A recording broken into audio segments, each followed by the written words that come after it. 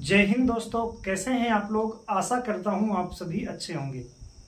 दोस्तों, आज की इस वीडियो में हम लोग बात करने वाले हैं एक बहुत ही बेहतरीन वैकेंसी जारी हुई है छत्तीसगढ़ में। छत्तीसगढ़ बिजली विभाग भर्ती 2023। दोस्तों, इसका ऑफिशियल नोटिस छत्तीसगढ़ व्यापम की ओर से जारी कर दिया गया है। तो आज की इस वीडियो में आपको कंप्लीट जानकारी, जैसे कि फॉर्म कब से भरे जाएंगे, त्रुटि सुधार का समय कब होगा, आपका कौन कौन से पोस्ट पर वैकेंसी है, कितने पदों पर वैकेंसी है, इसके अलावा शैक्षणिक योग्यता क्या है, इसके अलावा आयु सीमा, वेतन कितना मिलेगा, चयन प्रक्रिया क्या होगी, कहाँ के बच्चे अप्लाई कर सकते हैं, क्या छत्तीसगढ़ के केवल मूल निवासी अप्लाई कर सकते हैं या ऑल ओवर इंडिया से कोई भी अप्लाई कर सकता है। ठीक है, इसके अलावा सिलेबस और कितने क्वेश्चन पूछे जाएंगे इसके बारे में हम बात करेंगे। तो अगर आप हमारे चैनल पर नए हैं तो चैनल को सब्सक्राइब कर लीजिए, साथ ही बेल वाला आइकन जरूर दबाइए ताकि आने वाले वीडियो का नोटिफिकेशन आप तक सबसे पहले पहुंचे। तो आइए स्टार्ट करते हैं। दोस्तों, अगर हम बात करें तो छत्तीसगढ़ में बिजली विभाग की आपकी भर्ती जारी हो गई है 2023 की। ठीक है, छत्तीसगढ़ व्यापम द्वारा ये एग्जाम आपका कराया जाएगा। ठीक है, सीजी व्यापम जो है उसकी ओर से ऑफिशियल नोटिफिकेशन निकाल दिया गया है। ठीक है ना। अगर हम बात करें आवेदन की तो आप 22 तारीख से यानी कि 22 सितंबर से 14 अक्टूबर तक इसके लिए फॉर्म फिलअप कर सकते हैं।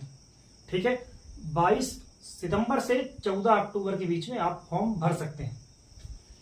अगर फॉर्म भरने में कोई गलती हो जाती है तो आपको त्रुटि सुधार का समय दिया गया है 15, 16, 17। 3 दिन आप त्रुटि सुधार कर सकते हैं 15 अक्टूबर से 17 अक्टूबर तक।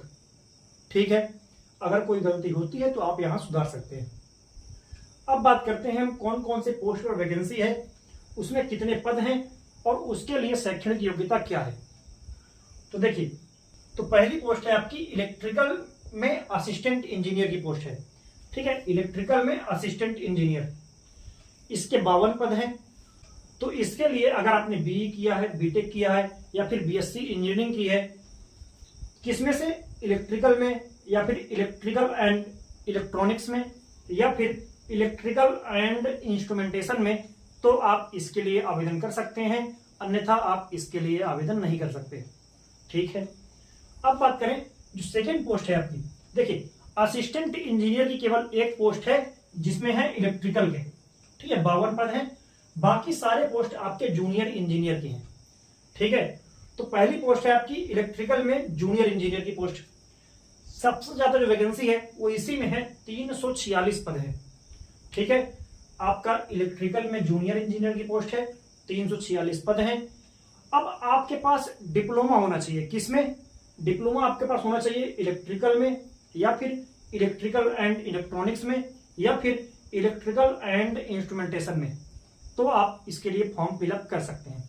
देखिए, एक बात यहां पर लिखी गई है कि मिनिमम योग्यता, यानी कि इसके लिए भी बीई बीटेक वाले अप्लाई कर सकते हैं, लेकिन अगर आप डिप्लोमा किए हैं तो भी आप आवेदन कर सकते हैं। ठीक है, लेकिन इसमें जो असिस्टेंट इंजीनियर है इसमें डिप्लोमा वाले एलिजिबल नहीं है। ठीक है, लेकिन इसमें डिप्लोमा वाले एलिजिबल तो ही हैं, ये लोग भी फॉर्म भर सकते हैं। कौन, बीई बीटेक बीएससी इंजीनियरिंग वगैरह आप लोग भी फॉर्म भर सकते हैं। ठीक है, नेक्स्ट पोस्ट है आपकी मैकेनिकल में जूनियर इंजीनियर की पोस्ट है। इसमें केवल 2 पद हैं और इसमें भी आपका डिप्लोमा होना चाहिए मैकेनिकल में या फिर प्रोडक्शन इंजीनियरिंग में 3 साल का आपका डिप्लोमा हो तो आप फॉर्म भर सकते हैं, या अगर आपने बीई बीटेक किया है तो भी आप फॉर्म भर सकते हैं। ठीक है, इसके बाद अगली पोस्ट है सिविल में जूनियर इंजीनियर की पोस्ट है।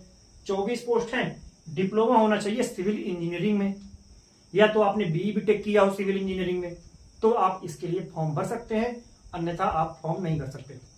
ठीक है, इसके अलावा इलेक्ट्रॉनिक्स में आपका जूनियर इंजीनियर की पोस्ट है और 5 पोस्ट पर वैकेंसी निकाली गई है। इसमें आपका इलेक्ट्रॉनिक्स एंड टेलीकम्युनिकेशन या फिर इलेक्ट्रॉनिक्स एंड इंस्ट्रूमेंटेशन में 3 साल का डिप्लोमा या आपने बीई बीटेक किया है तो भी आप इसके लिए आवेदन कर पाएंगे। ठीक है ना। तो ये हो गई शैक्षणिक योग्यता, ये कौन कौन से पोस्ट पर वैकेंसी है और ये पदनाम, कौन कौन से पदों पर वैकेंसी आई है।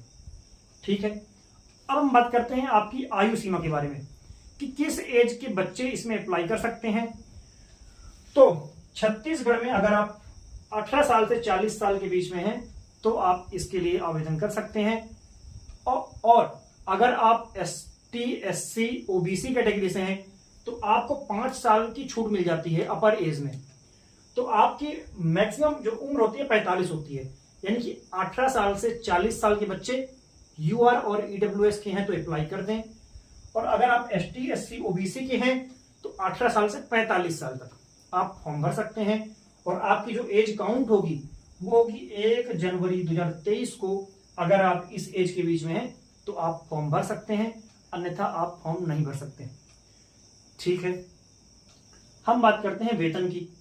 तो देखिए 2 पोस्ट है ना, एक है असिस्टेंट इंजीनियर और ये है जूनियर इंजीनियर। इंजीनियर में आपका जो सैलरी मिलेगी वो लगभग 50,000 के आसपास आपको सैलरी मिलने वाली है। तो आपको जूनियर इंजीनियर में लगभग 50,000 के आसपास सैलरी मिल जाएगी। ठीक है, और असिस्टेंट इंजीनियर में आपकी सैलरी अप्रॉक्स 75 से 80,000 के आसपास आपको सैलरी देखने को मिलेगी असिस्टेंट इंजीनियर में।